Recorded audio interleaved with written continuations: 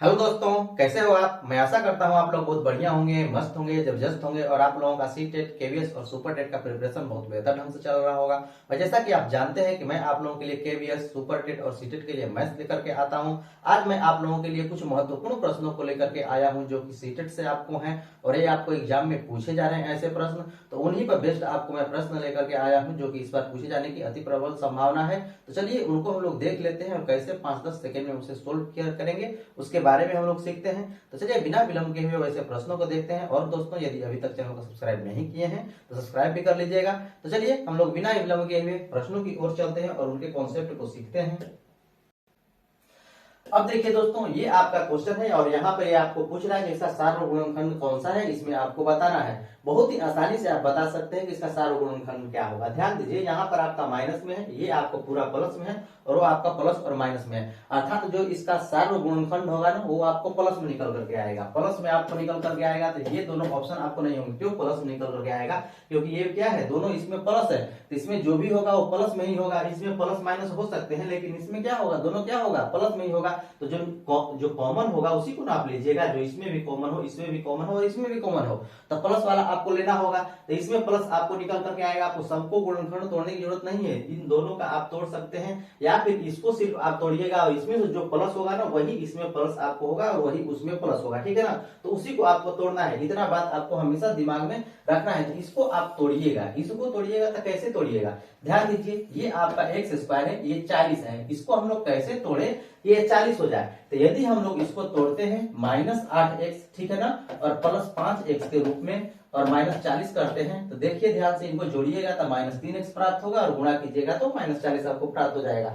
मैं ऐसा करता हूं कि इतनी कॉन्सेप्ट आपको समझ में आ रही है। अब यहाँ पर आप कॉमन लीजिए। देखिए x यहाँ पर है, x है तो x को कॉमन लीजिए। यहाँ क्या बचेगा, x - 8 हो जाएगा। ठीक है, यहाँ पर +5 है तो प्लस यहाँ पर रख लीजिए। इसमें देखिए 5 है, इसमें भी 5 है, 40 में भी 5 है ना, तो यहाँ पर 5 कॉमन लेते, ये x हो जाएगा और आपका 8 हो गया। ये दोनों क्या हो जाएंगे, आपको बराबर हो जाएंगे। तो आप पूर्णखंड क्या तोड़ रहे हैं, सही तोड़ रहे हैं। इसको आप कॉमन ले लीजिए, अर्थात x - 8 को आप कॉमन ले लीजिएगा तो बचेगा क्या, x बचेगा और 5 बचेगा, अर्थात x + 5 आपका बचेगा। इसमें पॉजिटिव कौन सा है, पॉजिटिव आपको x + 5 है, अर्थात x + 5 ही ऐसा होगा जो कि इसमें भी होगा और इसमें भी आपको होगा। तो x + 5 कौन सा ऑप्शन है, ऑप्शन नंबर आपका 4 है और यही इसका सही आंसर हो जाएगा। मैं ऐसा करता हूं कि इतनी कॉन्सेप्ट आपको समझ में आ रही है कि आपको कैसे इसका गुणनखंड तोड़ना है। सबका 12% आपको तोड़ने की कोई जरूरत नहीं है। एक ही बार एक ही चीज को आप निकाल करके आप आसानी से बता सकते हैं इसका कैसा गुणनखंड होगा। यदि अभी भी आपको नहीं यकीन, चलिए इसको मैं आपको तोड़ देता हूँ। यहाँ पर ध्यान दीजिए, यहाँ पर x स्क्वायर 13x है और 40x है। इसको हम लोग कैसे तोड़ सकते हैं, इसको लिख सकते हैं ना,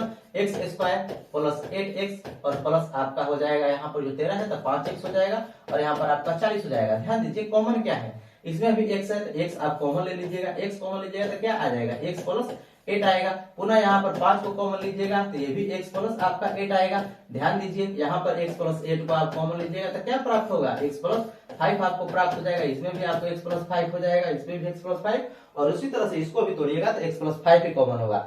मैं आशा करता हूं कि एक कॉन्सेप्ट आपको बहुत ही आसानी समझ में आ गए हैं। यदि ऐसा आपको क्वेश्चन दिया हो तो आपको कुछ मिनिमम काम करना है, सबसे कम से कम टाइम आपको नुकसान करना है और आंसर आपको पता करना है। तो यही तरीका है कम से कम टाइम में आपका आंसर प्राप्त करने का। मैं आशा करता हूं कि एक कॉन्सेप्ट आप समझ में आ गई होगी आपको। चलिए हम लोग नेक्स्ट कॉन्सेप्ट की ओर चलते हैं। अब देखिए दोस्तों, ऐसा क्वेश्चन भी आपसे पूछ रहा है, इसका कैसे आप बस बनाइएगा बहुत कम समय में। यहाँ पर है कि आपको दिया हुआ है, इनमें x का गुणांक आपको ज्ञात करना है कि x का गुणांक क्या होगा। तो इसमें से सिर्फ आपको उसी से गुणा करना है, उसी से गुणा करना है जिससे आपको x क्या हो, कांस्टेंट हो, x के साथ क्या हो, कांस्टेंट हो। y के साथ गुणा करने की जरूरत नहीं है।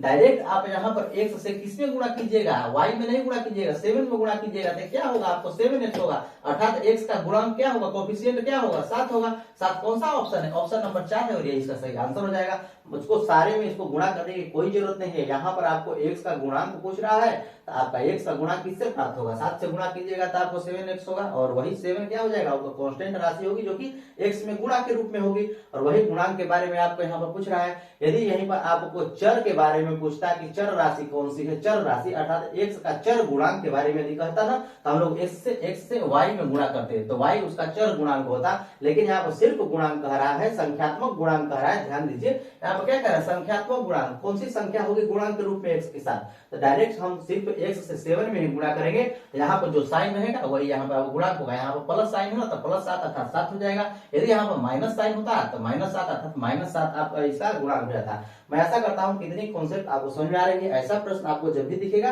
तब पूरा गुणा कराने की कोई जरूरत नहीं है, जैसे मैंने आपको बताया है वैसे ही आपको क्रिया करनी है। आपको सिर्फ x के साथ जो कांस्टेंट है उससे आपको गुणा करना है और उसको चिन्ह को लेना है। यहाँ पर प्लस चिन्ह था, यहाँ पर भी आपको प्लस चिन्ह है, तो प्लस चिन्ह वाला 7 है, वही उसका सही आंसर हो जाता। यहाँ पे यदि माइनस होता तो माइनस चिन्ह वाला आपको 7 होता x का गुणा और वही उसका आंसर होता। मैं ऐसा करता हूँ कि ये भी कॉन्सेप्ट आपको समझ में आ गई है। तो चलिए हम लोग नेक्स्ट कॉन्सेप्ट की ओर चलते हैं। अब देखिए दोस्तों, ये आपका क्वेश्चन है, आपको प्रायिकता से क्वेश्चन है और प्रायिकता से भी आपको निश्चित है कि एक प्रश्न आपको पूछा ही जाएगा। यहाँ पर ध्यान दीजिए प्रश्न कह क्या रहा है। प्रश्न कह रहा है कि किसी बक्से में गेंद रखी हुई है जिन पर आपको 33, 34, 35, 36 से लेकर के 59 तक लिखा हुआ है। कहाँ तक लिखा हुआ है? 33 से लेकर के आपको 59 तक आपको लिखा हुआ है उन गेंदों पर, ठीक है ना। 33, 34, 35, 36 इस तरह की इस पे संख्याएं लिखी हुई हैं और आगे इसमें कह रहा है कि एक गेंद पर एक संख्या लिखी हुई है। इस बक्से में से एक गेंद एकाएक रूप से निकाली जाती है। इसकी क्या प्रायिकता है कि निकाली गई गेंद पर एक अभाज्य संख्या लिखी हो। क्या हो? एक अभाज्य संख्या लिखी हो, इसकी क्या प्रायिकता है? तो यहाँ पर ध्यान दीजिए 33 से लेकर के 59 तक गेंदे हैं। क्या है आपको? 33 से लेकर के आपको 59 तक गेंदे हैं। तो इसमें टोटल गेंदों की संख्या के बारे में यदि बात किया जाए, इनकी संख्या कितनी होगी, इनकी संख्या कितनी होगी, इसके बारे में यदि बात किया जाए तो कुछ नहीं करना है। जो सबसे लास्ट वाली संख्या है ना, अर्थात 59 है, ठीक है ना। 59 में क्या करना है? सबसे पहली वाली संख्या को घटा देनी है, 33 को घटा देनी है और प्लस इसमें एक जोड़ देनी है और आपको टोटल आपको इसमें जितने गेंद होंगे अर्थात इन संख्याओं के बारे में आपको आसानी से पता चल जाएगा कि 33 से लेकर के 59 तक में कितनी संख्याएं होंगी। तो यहाँ पर आप इसे कैलकुलेट कर सकते हैं। इसे कैलकुलेट कीजिएगा तो क्या आएगा? 6 आएगा और 2 आएगा और 1 को जोड़ दीजिएगा तो आपका 27 हो जाएगा। अर्थात 33 से लेकर के 59 तक में टोटल कितनी गेंदें होंगी? 27 गेंदें होंगी। मैं आशा करता हूँ कि इतनी बात आपको समझ में आ रही है। लेकिन इस प्रश्न में पूछ रहा है कि क्या प्रायिकता होगी कि जो एक गेंद क्या हो उस पर अभाज्य संख्याएं लिखी हो, अर्थात अभाज्य संख्याएं लिखी होने की क्या प्रायिकता है, ये आपको पूछ रहा है। बस इतना ही बात आपको पूछ रहा है। तो यहाँ पर आप ध्यान दीजिएगा 33 से लेकर 59 तक में कुल आपको 6 संख्याएं ऐसी प्राप्त होंगी जो कि अभाज्य संख्याएं होंगी। 33 से लेकर के 59 तक में ऐसी आपको 6 संख्याएं प्राप्त होंगी जो कि अभाज्य संख्याएं होंगी। तो यहाँ पर वही पूछ रहा है कि अभाज्य संख्या कितनी होगी, अभाज्य संख्या कितनी होगी। तो अभाज्य संख्याएं कितनी है? यदि अभाज्य संख्याओं के बारे में बात किया जाए कि अभाज्य संख्या कितनी होगी तो वो आपको 6 होंगी। तो यहाँ पर इसी की प्रायिकता निकालनी है कि अभाज्य होने की प्रायिकता क्या है। तो प्रायिकता क्या होता है? प्रायिकता हम लोग निकालते हैं, जो पूछा जाए उसको हमेशा ऊपर रखते हैं। तो पूछा किसके बारे में जा रहा है? अभाज्य संख्या होने के बारे में पूछा जा रहा है ना। तो अभाज्य को हम लोग क्या करेंगे? ऊपर रखेंगे। जो पूछा जाए उसे हमेशा ऊपर लिखते हैं और जिससे तुलना किया जाए अर्थात कुल को हम लोग नीचे रखते हैं। कुल से तुलना होगा ना हमेशा, तो यहाँ पर कुल को हम लोग नीचे रखेंगे। तो कुल कितना है? 27 है और 27 को हम लोग नीचे रखेंगे, टोटल को नीचे रखेंगे। तो पूछा जा रहा है अभाज्य के बारे में। अभाज्य कितनी है? 6 है। कुल कितना है? 27 है और इसी को आपको कैलकुलेट करना है और आपको प्रायिकता इसकी आसानी से प्राप्त हो जाएगी। यहाँ से आप निकाल सकते हैं ये 3 दूना के 6 और 3 नवा 27, अर्थात इसकी प्रायिकता क्या होगी? 2/9 प्रायिकता होगी अभाज्य संख्या होने की। अर्थात गेंद पर अभाज्य संख्या होने की प्रायिकता क्या होगी? 2/9 होगी। तो 2/9 कौन सा ऑप्शन है? ऑप्शन नंबर 1 है और यही इसका सही आंसर हो जाएगा। मैं आशा करता हूं कि ये भी कॉन्सेप्ट आपको आसानी समझ में आ गया होगा। तो चलिए हम लोग नेक्स्ट कॉन्सेप्ट की ओर चलते हैं। अब देखिए दोस्तों, माध्य माध्यिका बहुलक से भी एक क्वेश्चन आपको निश्चित है कि पूछा जा रहा है। यहाँ पर ध्यान दीजिए, यहाँ पर कह रहा है कि एक्स वाई जेड क्रमशः क्या है? आंकड़ों के माध्यक, बहुलक और परिसर है। यहाँ पर आंकड़े हैं, आप जानते हैं कि जो भी आंकड़े दिए हो उनको हम लोग अवरोही या फिर आरोही क्रम में इनको हम सजाते हैं। तो हम लोग पहले इनको सजा लेते हैं। सबसे छोटी संख्या क्या है? 2 है। उसके बाद क्या है? 3 है। उसके बाद कौन सी संख्या है? 4 है या 5 है? 5 है। ध्यान दीजिए यहाँ पर 5 है। उसके बाद क्या है? आपको 7 है। उसके बाद आपका क्या है? 11 है। 11 के बाद आपका 16 है। ध्यान दीजिएगा यहाँ पर, ये आपको 16 हो गया। 16 के बाद आपका कौन सी संख्या है? 20 है। ठीक है, 16 के बाद आपका 20 है। 20 के बाद आपकी कौन सी संख्या है? 23 है। ठीक है, 23 आपको 2 बार है। 23 हो गया और उसके बाद आपका 29 हो गया। यही आपका यहाँ पर आंकड़े दिए हुए हैं, ये सभी आंकड़े हैं। ठीक है, तो यहाँ पर अब आपको निकालना क्या है? इनका माध्यक आपको निकालना है। इनका आपको निकालना है माध्यक। तो माध्यक क्या होती है? बीच वाली संख्या इसकी माध्यक होती है। तो इन आंकड़ों को हम लोग जोड़ते गिनते हैं और गिनने के बाद जो इसके मध्य में आता है वही उसका माध्यक कहलाता है। तो गिनिए 1 2 3 4 5 6 7 8 9 10। ठीक है, है। यहाँ पर क्या है 10 आंकड़े हैं, तो 10 में कितने आपको माध्यक होंगे, 2 माध्यक होंगे, ठीक है ना। इधर से 4 और उधर से 4 लेने पर आपको बीच वाली संख्या यही आपको माध्यक यहाँ पर कहलाएगी, तो ये संख्या आपको माध्यक हो गई। अर्थात माध्यक हम लोग निकालेंगे कैसे, तो माध्यक निकालने के लिए जो दिया हुआ आंकड़ा हो यहाँ पर 2 संख्याएं प्राप्त हो जाएंगी, तो 2 संख्याओं को योग करेंगे और उसमें 2 से हम लोग भाग करेंगे, जितनी संख्याएं यहाँ पर है उतना से हम लोग भाग करेंगे। यदि यहीं पर आपको विषम आंकड़े होते संख्याओं में तो आपको एक ही संख्या प्राप्त होगी, लेकिन यहाँ पर सम आंकड़े हैं संख्याओं के, तो इसलिए यहाँ पर क्या होगी, आपको 2 संख्याएं यहाँ पर माध्यक के रूप में प्राप्त होंगी। जब 2 संख्याएं आपको माध्यक के रूप में प्राप्त हो जाए तो उस स्थिति में हम लोग 2 से भाग देते हैं, तो ये आपका हो जाएगा कितना, ध्यान दीजिए, ये 27 बटा के आपका 2 हो गया, ये आपका 27 बटा के 2 हो गया। माध्यक आपको पता लग गया। अब आपको बहुलक निकालना है, तो जो अधिक संख्या में हो वही बहुलक होता है। तो इसमें सबसे अधिक संख्या में क्या है, सबसे अधिक संख्या में आपका यहाँ पर 23 है, तो बहुलक इसका क्या हो जाएगा, 23 हो जाएगा। मैं ऐसा करता हूँ कि इतनी बात आपको समझ में आ रही है। और आगे इसमें इसका परिसर आपको ज्ञात करना है, तो परिसर क्या होता है, उच्च सीमा माइनस निम्न सीमा, सबसे बड़ी संख्या और माइनस सबसे छोटी संख्या। जो परिसर होता है वो उच्च सीमा माइनस निम्न सीमा होता है, ठीक ना। तो सबसे बड़ी संख्या माइनस सबसे छोटी संख्या, तो सबसे बड़ी संख्या 29 है, सबसे छोटी संख्या 2 है, घटाइएगा तो क्या प्राप्त होगा, आपको 27 प्राप्त होगा। मैं ऐसा करता हूँ कि इतना बात आपको समझ में आ रही है, बस उसी को आपको यहाँ पर कैलकुलेट करना है। तो यहाँ पर आपको दिया हुआ है कि माध्यक क्या है, आपको x है, ठीक है ना, x है, और यहाँ पर बहुलक क्या है, y है, और आपका जो परिसर है वो आपका z है, ठीक है। तो इसी में आपको इसको कैलकुलेट कर लेना है। तो 4 गुना x का वैल्यू क्या हो जाएगा, 27 बटा के 2, ठीक है, ये आपका 27 और बटा के 2 हो जाएगा। आगे प्लस y का वैल्यू कितना है, 23 है, तो 23 हो गया, ठीक है। यहाँ पर माइनस z, तो z का वैल्यू कितना है, -27, ये आपका -27 हो गया। मैं ऐसा करता हूँ कि इतनी बात आपको समझ में आ रही है। अब ध्यान दीजिए, यहाँ से आप इसे कैंसिल कर सकते हैं 2 बार में। ध्यान दीजिएगा, यहाँ पर 2 27 है, यहाँ पर 1 27 है, तो 1 27 कैंसिल हो जाएगा, तो एक ही 27 आपको बचेगा, अर्थात 1 27 और प्लस आपका 23, अर्थात करने का अर्थ क्या हुआ, 50 हो गया था। 50 कौन सा ऑप्शन है, ऑप्शन नंबर 2 है, और ये इसका सही आंसर हो जाएगा। मैं ऐसा करता हूं कि ये भी कॉन्सेप्ट आपको आसानी से ही समझ में आ गए होंगे और बहुत ही आसानी से आपको समझ में आए होंगे। तो चलिए हम लोग नेक्स्ट क्वेश्चंस को देखते हैं और उनके कॉन्सेप्ट को सीखते हैं जो कि आपको पूछे जा रहे हैं। अब देखिए दोस्तों, ये आपका सिंप्लीफिकेशन से निश्चित है कि एक क्वेश्चन आपको पूछा ही जाता है। ध्यान दीजिए, इस प्रश्न में आपको दिया हुआ है, यहाँ पर इसका सिंप्लीफिकेशन करना है, ये आपको भाग के रूप में, ये क्या आपको भाग के रूप में है। तो यहाँ पर ध्यान दीजिए, यहाँ पर पावर -1 है, ठीक है ना। तो जब भी आपको पावर माइनस के रूप में प्राप्त हो तो इसको प्लस बनाने के लिए उस संख्या को 1 के बटा में कर दीजिए, उस क्या हो जाएगा, पावर उसका प्लस हो जाएगा। बस इतना ही क्रिया आपको यहाँ पर याद रखनी है। तो ध्यान दीजिए, इसको आप कैसे कीजिएगा, यहाँ आप गुणा है, यहाँ भाग है, ठीक है। तो इधर यहाँ पर आपको एक कोष्ट के रूप में है, तो कोष्ट वाली क्रिया आप पहले चाहें तो कर सकते हैं, यहाँ पर कर लीजिए। यहाँ पर कीजिएगा तो क्या होगा, ये आपको 1 बटा के 2 हो जाएगा, और यहाँ पर क्या हो जाएगा, 1 बटा के 5 हो जाएगा, क्योंकि पावर का क्या है, माइनस में है। यहाँ पर ध्यान दीजिए, यहाँ पे भाग में है, तो भाग में भी क्या हो जाएगा, ये भाग तो आपको रहेगा ही, और भाग होने के साथ भी 1 के बटा में हो जाएगा 8। मैं ऐसा करता हूँ कि इतनी बात आपको समझ में आ रही है। तो ये आपका हो गया इतना। यहाँ पर आपको भाग है तो भाग दे दीजिए।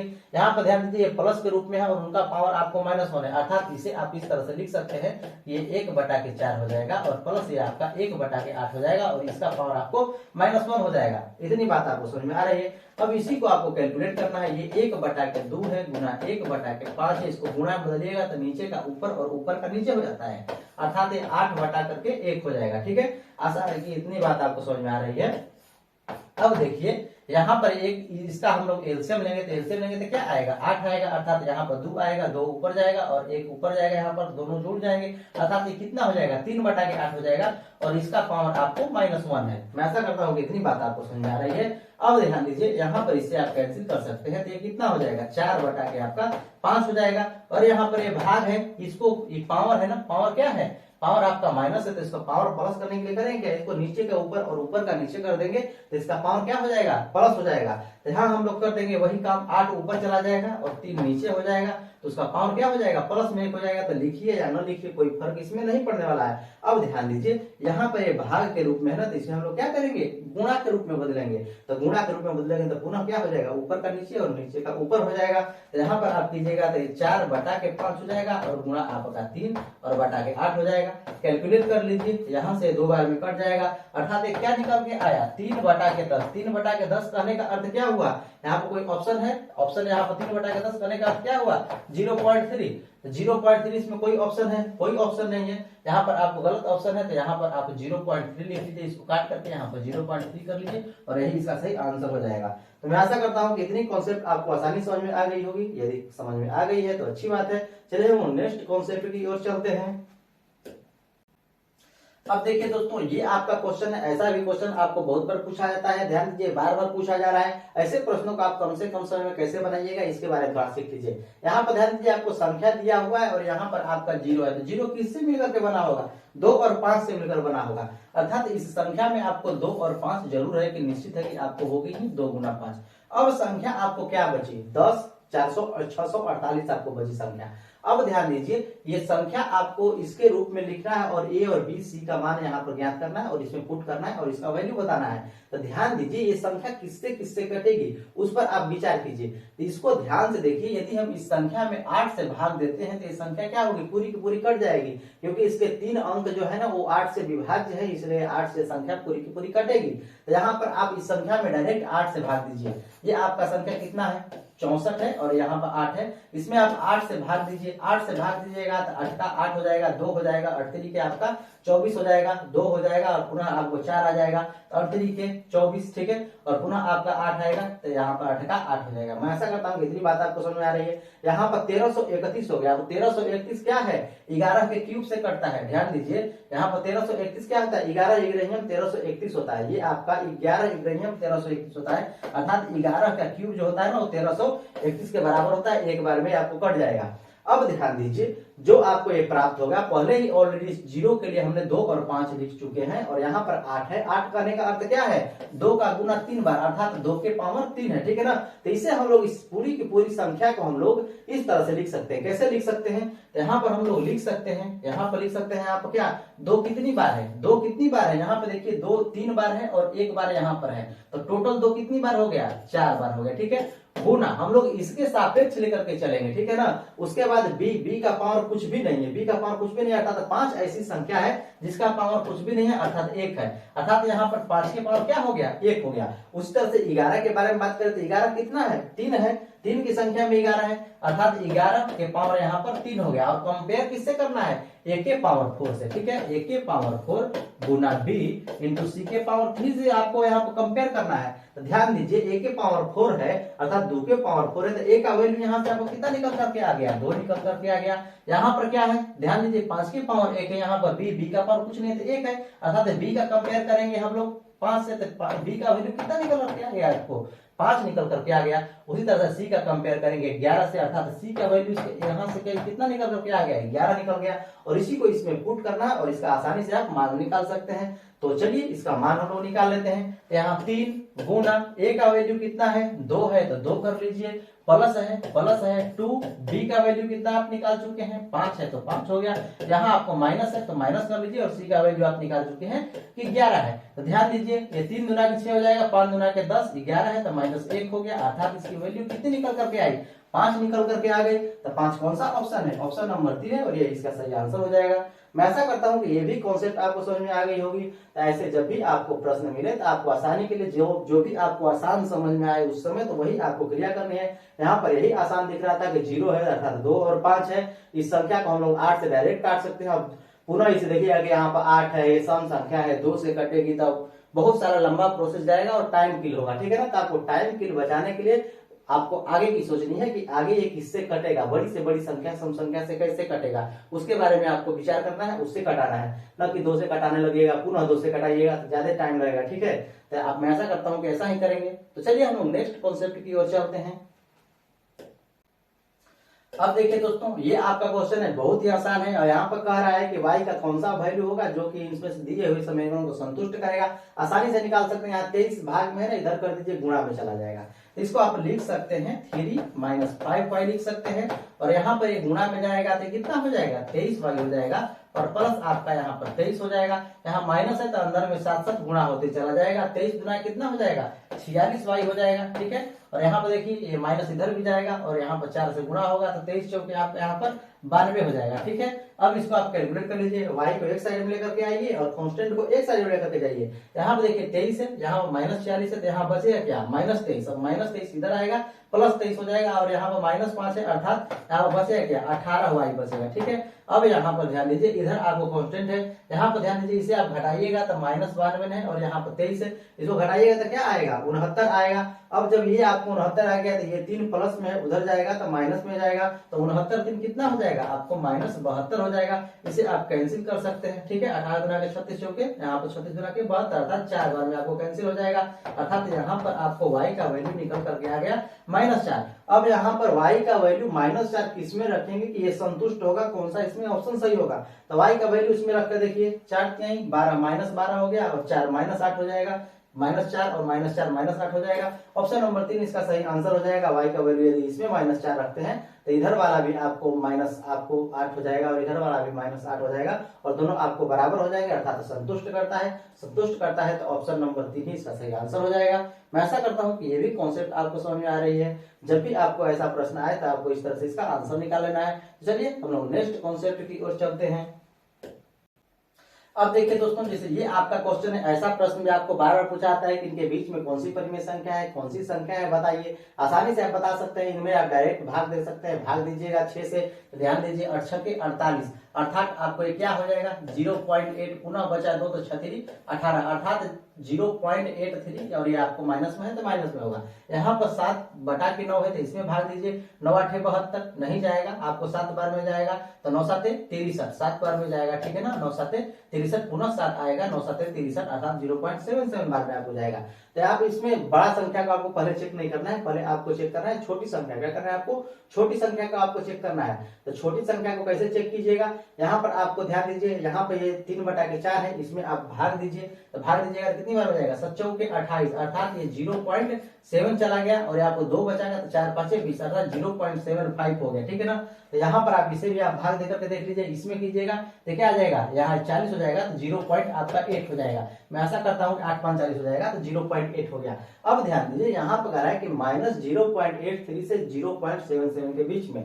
कहने का अर्थ है कि ये कोई नंबर लाइन है। ठीक है, इधर आपका पॉजिटिव संख्याएं होती हैं और इधर आपको नेगेटिव संख्याएं होती हैं और बीच में आपका होता है शून्य। यहाँ पर कह रहा है कि आपको 0.77 है, अर्थात इधर 1 होगा तो 0.77 कहीं यहाँ होगा, अर्थात 0.77 आपका कहीं यहाँ होगा। यहाँ पर कह रहा है -1 तो यहाँ आपको -1 होगा और यहाँ पर माइनस कह रहा है कि यहाँ पर माइनस क्या है 0.83 है, अर्थात यहाँ पर होगा। तो इन दोनों के बीच में, अर्थात यहाँ पर कहने का अर्थ ये है कि इन दोनों के बीच में जो कौन सी संख्या होगी उसी को आपको बताना है, जो कि इन दोनों के बीच में आएगी उसी को आपको देखना है। तो ध्यान दीजिए, यहाँ पे यदि हम 0.8 के बारे में बात करते हैं तो 0.8 किधर आएगा, प्लस में है तो 7 के बाद आएगा, इधर आएगा, अर्थात इससे क्या हो जाएगा वो बाहर हो जाएगा, अर्थात इस रेखा से क्या हो जाएगा बाहर हो जाएगा, इसके बीच में नहीं आएगा।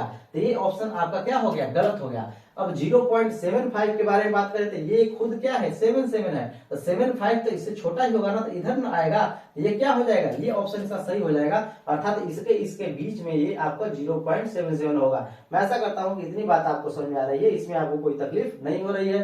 तो यहाँ पर यदि आप इसमें भी भाग देना चाहते हैं तो भाग दे सकते हैं, तो 0.9 बार में जाएगा, ये -0.9 समथिंग जाएगा। ठीक है ना, यदि 250 होता तो 10 बार में जाता, लेकिन यहाँ पर 240 होगा, अर्थात 9 बार में जाएगा। ठीक है, मैं ऐसा करता हूँ कि इतनी बात आपको समझ में आ रही है, तो ये आपका नहीं होगा। तो ऑप्शन नंबर 3 इसका सही आंसर हो जाएगा।